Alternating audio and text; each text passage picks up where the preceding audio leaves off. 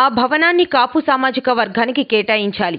అనకాపల్లి పరిధిలో కాపు సామాజిక వర్గానికి కేటాయించిన స్థలంలో వైసీపీ కార్యాలయ భవనాన్ని నిర్మించడంపై మాజీ మంత్రి ఎన్డీఏ కూటమి అభ్యర్థి కొనతాల రామకృష్ణ అభ్యంతరం వ్యక్తం చేశారు. ఆ భవనం వద్ద ఆయన మాట్లాడుతూ వైసీపీ నాయకులకు చిత్తశుద్ధి ఉంటే ఆ భవనాన్ని కాపు సామాజిక వర్గానికి కేటాయించాలని హితవు పలికారు. ఈ కార్యక్రమంలో టీడీపీ నియోజకవర్గ ఇన్ఛార్జ్ పీలా గోవిందు పాల్గొన్నారు.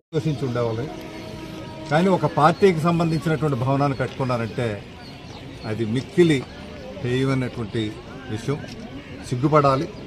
వాళ్ళు నిజంగా చిత్తశుద్ధి ఉంటే, నిజంగా కాపులు సామాజిక వర్గం మీద ప్రేమ అభిమానం ఉండుంటే, ఏదైతే ఇక్కడ ఈ భవనం ఉందో కాపు భవనం కేటాయించిన స్థలంలో కట్టారు కాబట్టి ఈ కట్టిన బిల్డింగు కాపు సామాజిక వర్గం కాపు భవన్గా పేరు మార్చి వారికి ఇవ్వండి.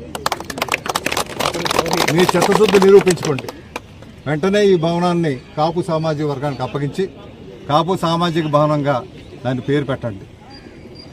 లేదు ఇక్కడ ఉన్నటువంటి పెద్దలు ఉంటారు కొంతమంది కాపు సామాజిక వర్గానికి సంబంధించిన అటువంటి పెద్దల పేరు పెట్టండి. అంతే తప్పితే ఒక పార్టీ భవనం పెట్టి ఈ రకంగా చేయడం అన్నది ఇక్కడ ప్రజలు అవమానించినట్టు. మీరు చిత్తశుద్ధి నిరూపించుకుంటారని అనుకుంటున్నాను నేను. వెంటనే ఆ కార్యక్రమం చేయండి. వేరే చర్యలు తీసుకోక్కర్లేకుండా, న్యాయస్థానానికి వెళ్ళక్కర్లేకుండా అటువంటి చర్యలు చేస్తే చాలా సంతోషిస్తాం. లేని పక్షంలో మా ప్రభుత్వం ఎట్టగా వస్తుంది. చంద్రబాబు నాయుడు గారు ముఖ్యమంత్రి అవుతారు.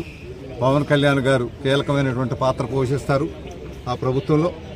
వారి ఆధ్వర్యంలో మంచి స్థలం ఇవ్వడమే కాకుండా వారు 50 లక్షలు చేశారు. ఇప్పుడు ₹1 కోట్లతో కడతాం అక్కడ కాపు భవనాన్ని.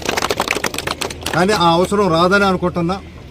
ఎందుకంటే ఇంకా కొద్దిగా ఏమైనా ఉండి ఉంటుందేమో, వాళ్ళకి మానవత్వం అన్నది ఏమైనా ఉండుంటే ఇదే భవనాన్ని కాపు భవనంగా మార్చండి.